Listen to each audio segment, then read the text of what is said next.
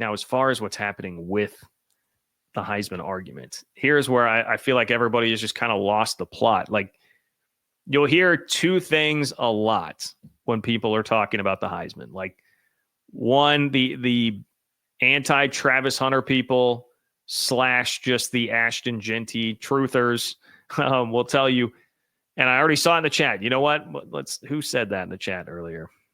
Who said that? Todd, not even the best wide receiver. I guess that's not quite as bad, Todd. If you want to say he's not even the best wide receiver, we can have that debate and conversation. I know the San Jose State kid was really good. I know Teteroa McMillan was incredible. But we can have that debate. The point is not that Travis Hunter was overwhelmingly the best receiver in the country. It's that he was one of the 2 or 3 best receivers in the country, and also one of the, I don't know, maybe more like top 10 corners in the country, and played an obscene amount of snaps on both sides of the football and did it in a spectacular way. I'll give you more. My comparison, I've got a good comp here on what I think like athletically Travis Hunter was kind of like. And I think that will help accentuate this some more. But you'll see a lot the argument like, well, Travis Hunter was just a mid wide receiver and a mid defensive back.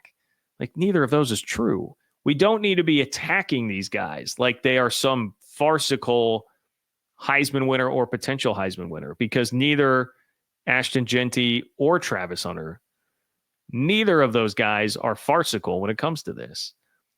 Travis Hunter was 5th in catches, 5th in the country, not in the Big 12, 5th in catches in the country, 6th in receiving yards in the country. He was 2nd in touchdown catches in the country. And if you go look at that highlight reel, it is as impressive at the very least as any other receiver in the country, which style points do matter here, because we're talking about the best player. You just lob it up anywhere near there, he's got the Spider-Man hands. Think back to even like that North Dakota State touchdown catch he had at the beginning of the year. Like, it's nuts what this guy can do. And then as a defensive back, he was top 5 in the country in interceptions and passes defended. I know I've heard people point to like a Pro Football Focus college grade. I don't have any problem with Pro Football Focus. It can be a somewhat useful tool, but if you're basing everything, your opinion on the guy, on like a PFF college grade where they seem to devote less attention, come on, man. The guy's a total freak show. Like, to me, it's also about, it's not just what he did statistically, which definitely stands up. When was the last time, like Charles Woodson in 1997, he was used some on offense. He wasn't top 5 in catches and 6th in receiving yards and 2nd in touchdown catches. Okay. He was not that. That is the difference here. You're seeing Travis Hunter being an exceptional player at both positions while doing it with this obscene level of athleticism that is like Bo Jackson sort of stuff. And I'm not saying that they're like the same type of athlete necessarily, but just in terms of the sheer incredible athleticism that you're seeing from the guys out there on the field and the plays that they make, that's what it is. It's like of that ilk that you're seeing, sort of like a Bo Jackson style athlete out there. So to me, and I think to any reasonable person, like, yes, of course, that's Heisman worthy. Very much so. That is Heisman worthy.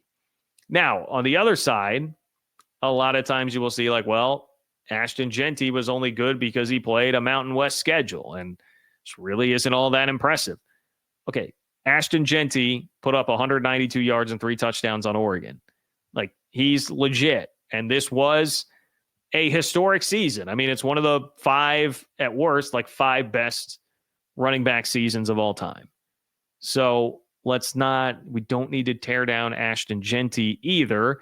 I have certainly given Boise State plenty of criticism about their Mountain West schedule when it comes to like the college football playoff and being a little bit overrated in the committee's rankings there. That is one thing.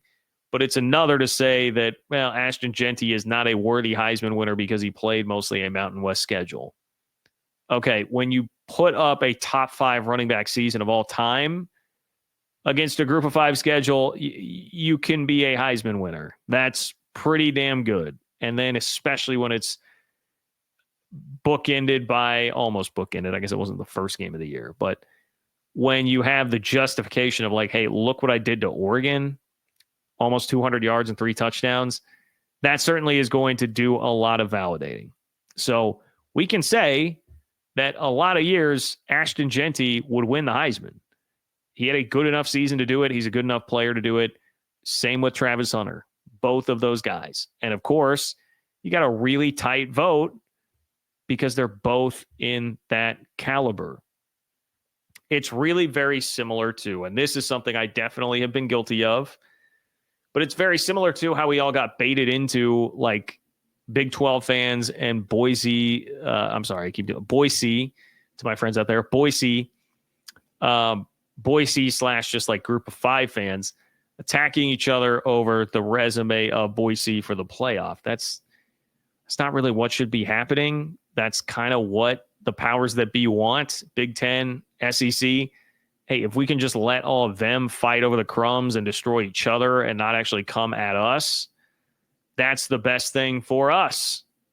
We don't need them to realize the real fight is with all of us. If we can just keep them fighting amongst each other. And there is definitely an element of that here. Like, these guys are both excellent. We don't need to do this. We have a Heisman where not only is a quarterback not in the top 2, but you don't have Big Ten or SEC involved here in the top 2 either. We're talking about Big 12 G5. Big 12 G5. This is a year where in the playoff, you got two of the 4 automatic buys to the Big 12 and G5, and 2 of the Heisman finalists, the top 2, in fact, in the award, Big 12 G5. Why do we do this? I've seen a lot of people asking that, like, why are so many people like at each other's throats about Travis Hunter and Ashton Jeanty? I think some of it obviously is just the general culture that we have these days surrounding sports. Everybody wants to argue like total lunatics all the time. Again, not saying that I'm not a part of that. I definitely get drawn into it some.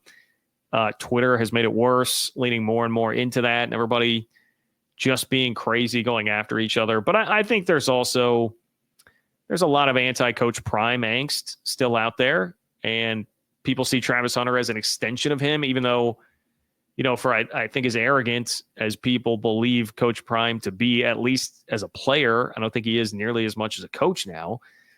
And I'm not sure all that is fair, but I think that's the perception. Like, Travis Hunter is not that. I mean, the guy's talking about his mom not knowing about hip hop until his fiance tells him about Lil Wayne. He likes to fish, doesn't drink, doesn't smoke, great student. Like, there's so much just projection from what people don't like about Coach Prime or what their perceptions are of things that they don't like about Coach Prime that I think that does drive a lot of the anti-Travis Hunter stuff. But there's also just some real like pro G5 angst. Like, people in this day and age want to see the G5 lifted up. So, there's that. There's that too.